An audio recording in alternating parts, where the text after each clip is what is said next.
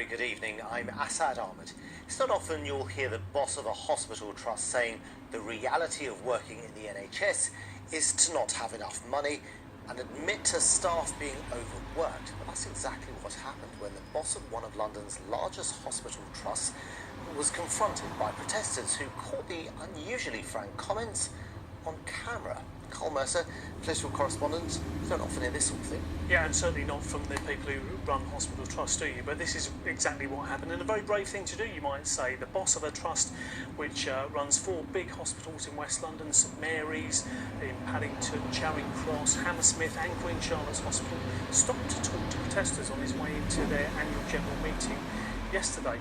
Braver still, you might think, to actually tell them what was on his mind and reveal what was going on within his own hospital trust, and revealing, I suppose, what many people in his position might be thinking behind closed doors. Interesting, as you say too, that it was all caught on camera. Yesterday, this man was on his way to a meeting, but he got waylaid by demonstrators who filmed him on the way in. He is Sir Richard Sykes, chairman of Imperial, one of the biggest hospital trusts in London. People in his position rarely speak dishonestly in the open. The NHS is suffering today very badly. And it always was. If you go back to 1948, it's gone through these periods when it's always been cash strapped.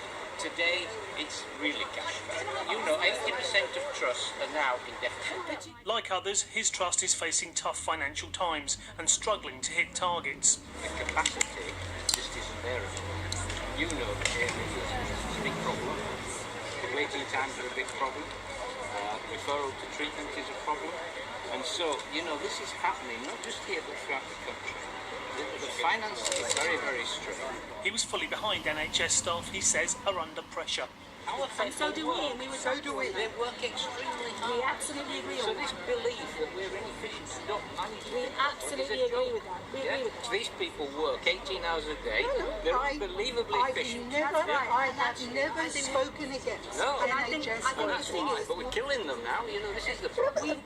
And on the crucial issue of money, Nobody likes to tell the truth. Nobody likes to stand and say, look, there's a problem here. And the problem is funding. Yes? There is no money, and I can't get it. with that, he left for the meeting. His presence gone, perhaps. His words, though, will last longer.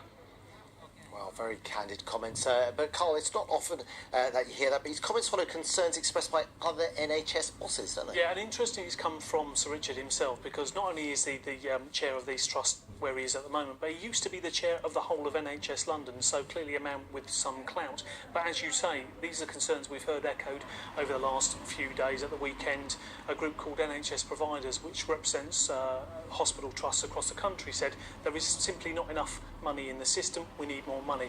Those concerns also expressed by people right at the top of the NHS. The government, for their part, saying, look, we know the NHS is under financial pressure, but we have put £10 billion more into it. It will be interesting to see if other trust chairs pick up on what Sir Richard has said. Will be interesting indeed. Okay, Carl, thanks very much for that.